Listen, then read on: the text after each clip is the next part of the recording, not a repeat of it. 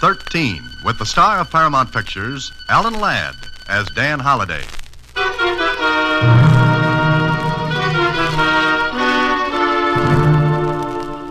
Box 13, care of Star Times. Your advertisement in the paper has intrigued me. Naturally, I wonder whether you are serious or insane. Either way, I think I should like to meet you and perhaps offer a proposition which may intrigue you. Incidentally, there is $100,000 concerned. Does that get your interest? If it does, I shall expect you at dinner tomorrow night.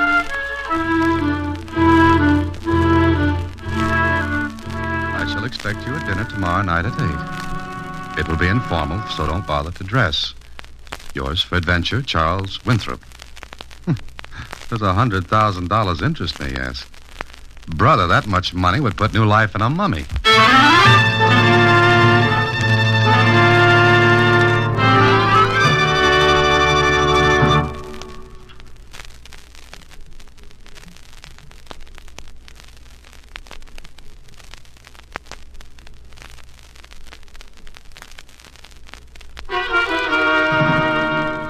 And now, back to Box 13 and Dan Holliday's newest adventure, The Better Man.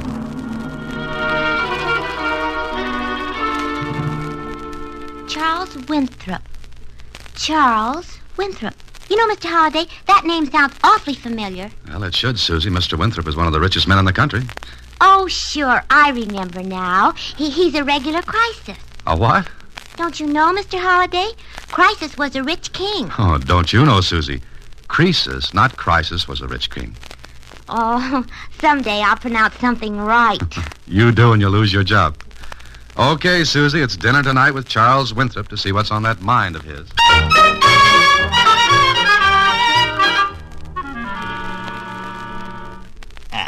Cigar, Mr. Holliday? No, thanks. More coffee, perhaps. I don't think so, thanks. Curious, Holliday? Very. All right, my boy. We'll take care of that shortly. Oh, excuse me. I want to tell my butler he needn't stay around. William, come here a moment, will you? Whatever Mr. Charles Winthrop had on his mind, it was hugely funny to him. All through dinner, he'd stop eating, slap his thigh, and laugh. And I wasn't saying anything funny either. Oh, William. I watched him as he told the butler what he wanted. I think you have the knife. I got a kick out of him. A short, thin little man with wisps of gray hair that kept floating over his spectacles. And when he talked, he craned his neck forward like an inquisitive bird, his little eyes twinkling. Oh, he was enjoying a great joke, and I wondered what it was. All right, Holliday. We'll be alone and we can chin a little. Think I'm crazy, huh? Mr. Winthrop, any man who can collect about 20 millions is crazy like a fox. Oh, money isn't everything. No, some people die young. Touché. Now, let's get right to the point. As I understand it, you advertise for adventure to get plots for your fiction, right? Right.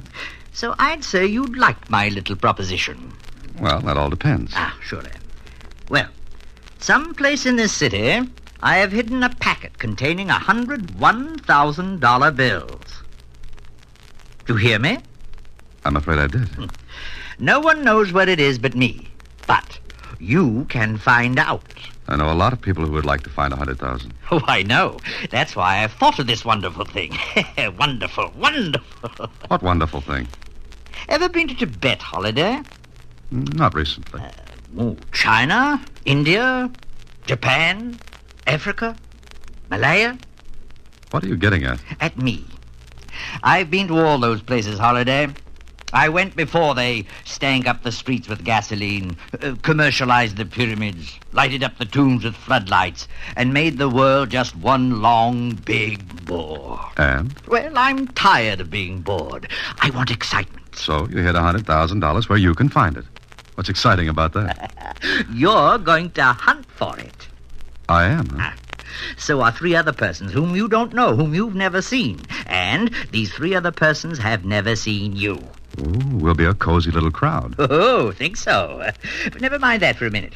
Now, I take it you've got a good income, huh? Not like yours. But then I never eat caviar. But you're comfortably fixed, eh? All right, yes. Oh, magnificent. That makes it perfect. I'll have a grand time. Well, drop me a postcard. I'll keep in touch. Now, wait. If you find the money, I will match it with another 100,000 and give it to any charity or cause you name. Cancer Research, Infantile Paralysis Fund, or any of a dozen. Or split the entire amount any way you want. Now, how's that? It sounds good. Now, what's the rest of this? At midnight tonight, after you leave, I will drop 4 letters in the mailbox. These 4 letters will be identical. Each will contain the first clue to the whereabouts of the money. The first clue will lead to the next, and to the next. And so on until the money is found. Is that it? Exactly. Each of the 4 persons concerned will receive one of those letters at the same time. And the hunt will be on. I take it you had one of these cozy little dinners for each of the other 3. Yes, that's right. Each one agreed. Each one agreed to turn the money over to charity? Oh. Maybe I'm bringing back vaudeville. I'm killing you. No. No, this is what makes the plan so perfect. One of the persons is a man who would kill to get that much money. Oh, I chose him well. Oh, no, he'll not turn the money over to charity. I see. And the others in this little game? Well, I'm not so sure. But $100,000 is a lot of money. I've watched people grab and cut each other's throats for much less, Holiday. In other words, you'd send 4 people against each other to amuse yourself. No thanks, Winthrop. I'll take my hat and some clean, fresh air. Well, after all, Mr. Halliday, you advertised adventure wanted. That's right. And that's not an entry blank into a cutthroat game to amuse a cynical old man who's down to his last 20 million. So long. Wait. What for? Now, listen. Those other 3 who are going after the money. Now, one is a man to whom the money would mean cheap nightclubs, gambling, and everything else his stupid mind thinks is life and living. The other 2 would keep the money, I'm sure. Unless you keep them from getting it. Oh, but I won't. I'll watch them play my game and let the one who wins take the stakes. But you, Holiday. What makes you think 100,000 wouldn't tempt me? Oh, I got my money by knowing people. So? You got the chance to get $200,000 for a worthy cause if you play. And if I don't? The money will still go to one of the other 3. And I'm inclined to think the killer will win. Unless he's playing against a smarter man. Well? What if someone gets killed? How will you feel? No better, no worse than now. Did you ever stop to think it would be the same as murder? What law could touch me, Holiday? I hid the money, I give out the clues. If someone gets killed, the money is the murderer, not me. I see. Of course, if you refuse, you can always think of how much good the money could have done. Why, you... I'll send out the letters at midnight, Holiday, 4 of them. You'll get yours in the morning. So you have all night to make up your mind whether the money is squandered by a cheap, stupid fool or helps some of humanity. I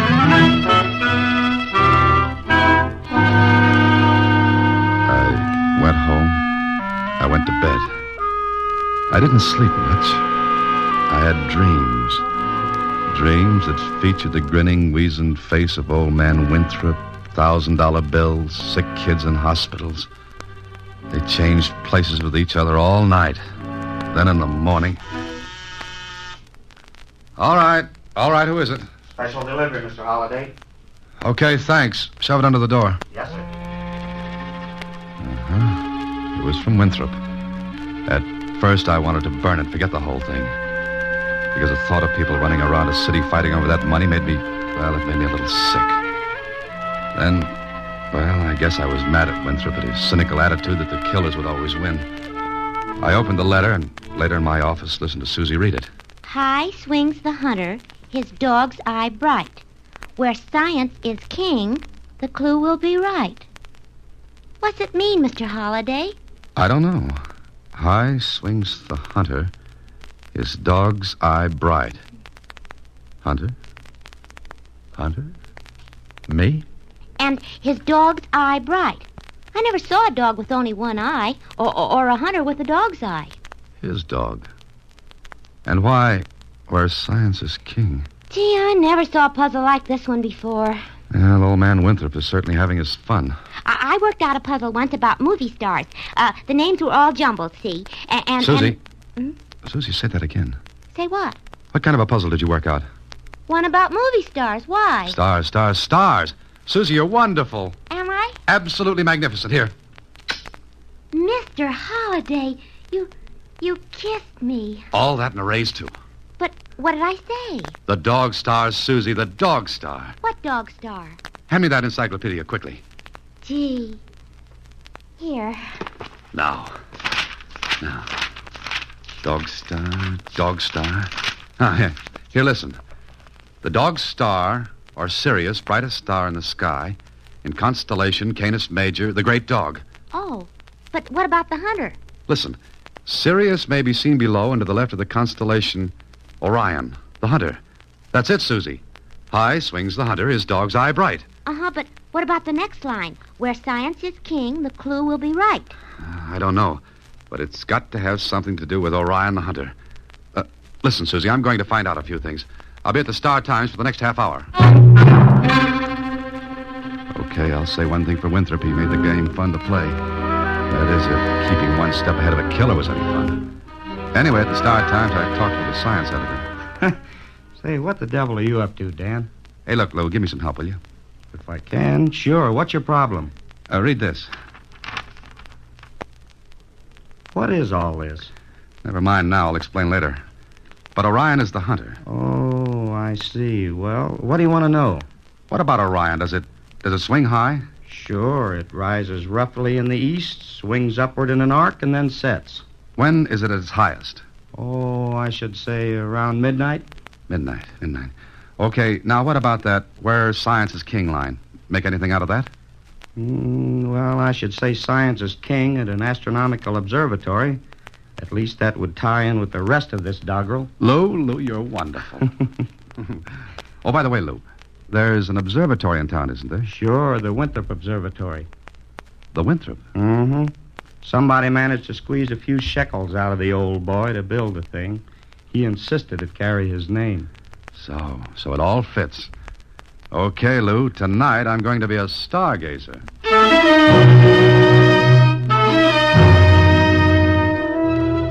It was hard to wait through the rest of the day, but I made it. Then that night I drove up the long, winding road that led to the Winthrop Observatory. Again, the old man picked his spot nicely. It was dark, and a creeping, damp fog settled down in curling waves. There wasn't a light within 10 miles. Then I broke out of the fog, and the mountain leveled off. In the sky, the stars were big and bright. And I came to the end of the road. From here on, it was shoe leather instead of horsepower. I looked up in the sky. Swinging up in front of me was Orion. Below and to the left of him, a white star shimmered in the night sky. Sirius, the dog star. I looked at my watch. The luminous hands were almost straight up. Okay, midnight, Orion, Sirius. Then what? Who's that? Well, Mr. Holliday. Winthrop. Yes, indeed. Didn't think I missed the fun, did you? Well, come on, Holliday, straight ahead. Stay on the path. Good evening, Holliday. What now, little rich man? So you figured it out, eh? Why else would I be here? Very clever. All right, here's an envelope. What do I do with it? Oh, there's another clue in it. The second. Oh. How long does this go on? I'm having such a wonderful time, I'd like it to go on forever. But I'll play the game fairly. One more after this, and that's all. I see. You're really making this great for yourself, aren't you? You'll be at each stop, I suppose. Oh, yes. And I wonder how many clues I'll have to give out. What do you mean? Well, only you and one other person showed up here tonight. What? One other? Yes. And guess who it was? Do I have to guess? No, I'll tell you. The only person besides yourself was the gentleman who would play rough, very rough. I'm afraid, Holliday, that from now on, you'd better watch yourself.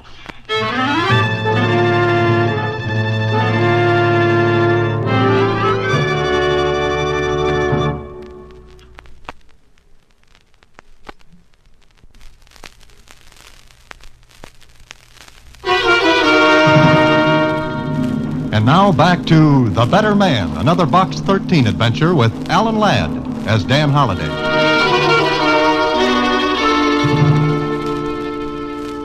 was like playing tag with a ghost or fighting a mist. I don't know why I kept at it, except by this time I would have crawled across the Sahara Desert in an overcoat to get that money from Winthrop. When I left him at the observatory, I went to my apartment. There I opened the envelope. Oh, this one was better than the first. It said, "He's king, yet a slave, and free, yet a captive. And we, who are weaker, are yet stronger. Those whom he ruled are close to his might, yet fear him not by day or by night." Now, this made a lot of sense, and it was after 3 in the morning when I finally gave up on it and went to sleep. I don't know, Mr. Holliday. It just doesn't make sense. Come on, Susie, think. Say anything. Anything what? He's king, yet a captive. How can he be king and yet be a captive? That's the point. If we figure that out, we've got the rest. I never was good at riddles. Come in. You, Dan Holliday? Yeah, that's right. I want to talk to you. Who are you? Makes no difference. Can you get rid of the dame? I'm not a dame. I'm a secretary. Blow, will you? Hey, wait a minute, Bud. Didn't you get in the wrong act? Sit down, Holliday. I'm not tired. Okay, stand then. Get rid of the dame. Susie, run down to the Star-Times and pick up the mail, will you, please? All right, Mr. Holliday. But tell him I'm not a dame. Okay. Maybe you know why I come here, huh? I can make a good guess. Well, that's swell. Now we don't have to beat each other's brains out. I didn't know we were booked for it. You could use 50 grand, couldn't you? Keep talking. All right, look. What's the sense in both of us running around in this rat race? You the rat? Don't talk like that, Holliday. Why don't you get to the point? Okay. You and me got the only clues. We team up. We're each 50 grand to the good. Which means you can't figure out this second clue from Winthrop. Maybe. If you had it figured, you wouldn't be here now. So that makes sense. Mm-hmm, that's right. What do you say? What if I won't make it a duet? What makes you think you'll get to that money? Nothing, right now. I asked a question. What do you say? The answer is no. That final? You can close the books, lover boy. All right. Oh, wait a minute. Yeah? How did you know who I was and where to find me? I didn't know you or where to find you. You figure it, Holliday. You got the brains. But get this. I'll be right on your trail from now on out. If you change your mind about that split, put an ad in the agony column of the papers. I'll see it. So long.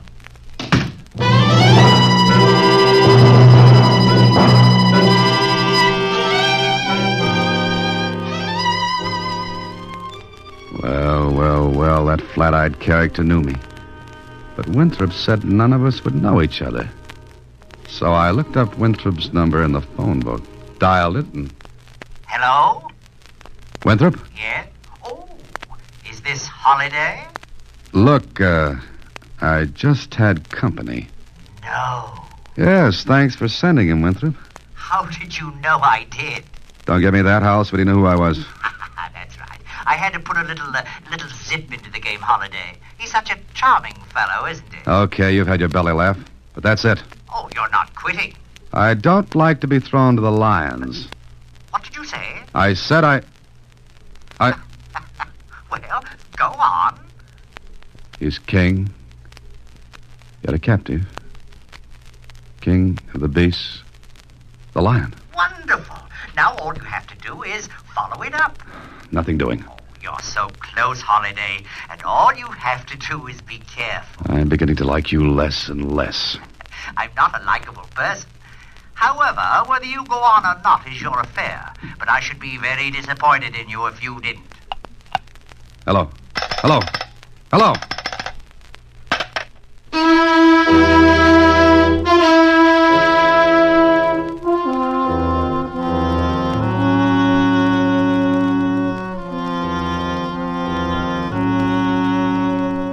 Well, I had the choice, and I was itching to get even with Winthrop.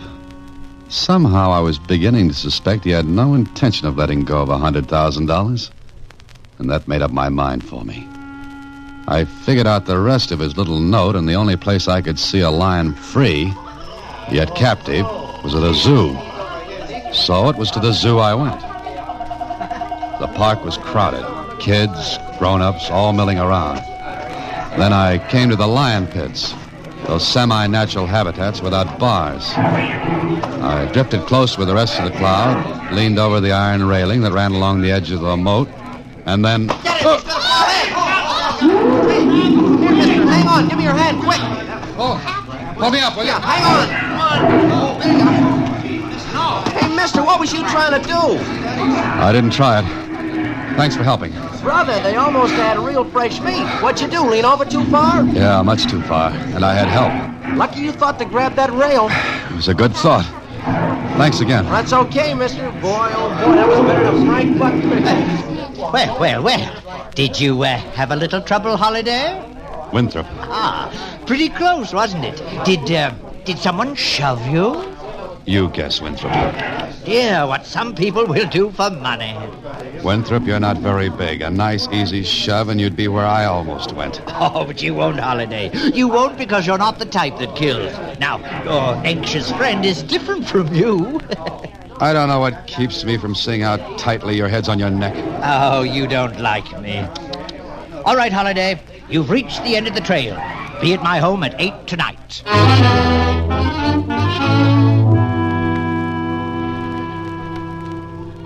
It was 8 o'clock when I walked up the steps in front of the Winthrop home.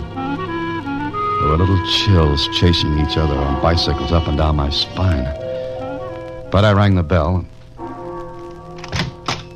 Oh, good evening, Holiday. Come in. What have you got lined up for tonight? Come this way. In here. There. Sit down, Holiday. Thanks. I suppose you'd call all this quite fantastic, wouldn't you? You're insane. Oh, well, aren't we all? I'm just able to indulge my whims. Most people aren't. Well, I suppose you want the money, huh? You're not kidding anybody, Winthrop. There isn't a penny hidden anywhere. Oh, yes, there is. But the game is not quite over. What do you mean?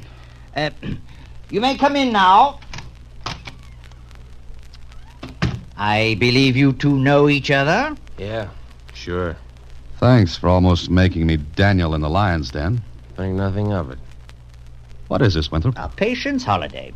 I have a proposition. The best part of the game. Here is $100,000 in cash. Now, you two can decide what to do about it. You can divide it equally, or may the better man take it all. I looked at Winthrop. He was grinning. I looked at the other man. He wasn't grinning. He was eyeing that package of money.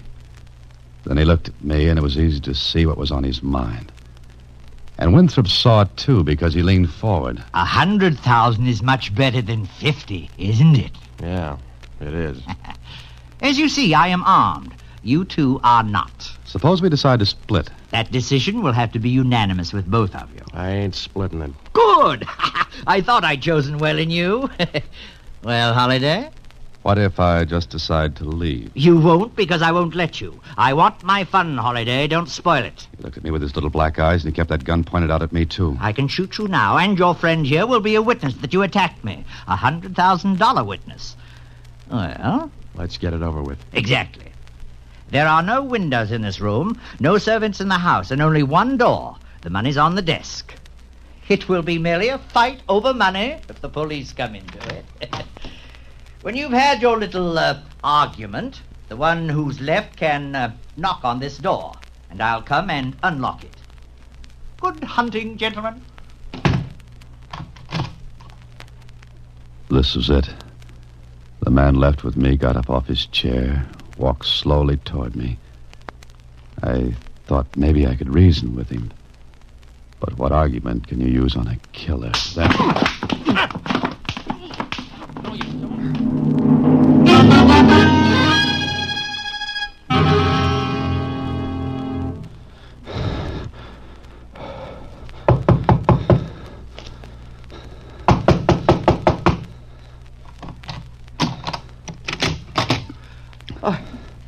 Holiday.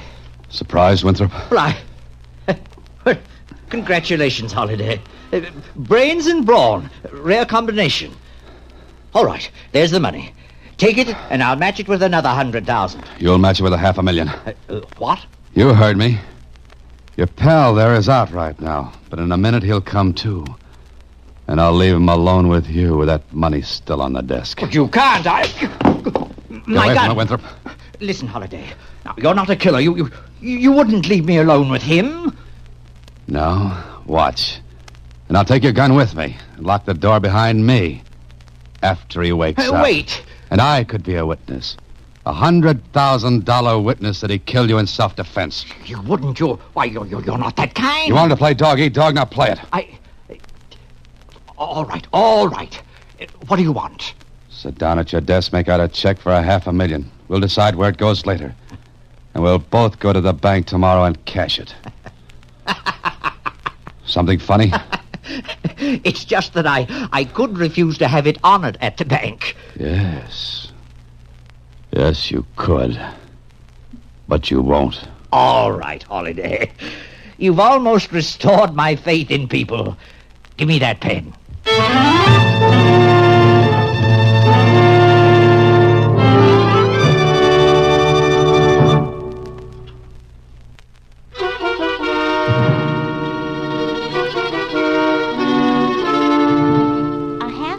$500,000 to charity and medical research. Look, he gets his picture in the paper. Uh-huh. But you did all the work. I'll tell you something, Susie. What, Mr. Holliday? I got even with the man who called you a dame. Satisfied now? Well, I don't know. He was kind of cute at that. Oh, no. Good night, Susie. Next week, same time, Alan Ladd stars as Dan Holliday in Box 13. Box 13 is directed by Richard Sandville with an original story by Russell Hughes. Original music is composed and conducted by Rudy Schrager. The part of Susie is played by Sylvia Pickard. Production is supervised by Vern Karstensen. This is a Mayfair production from Hollywood.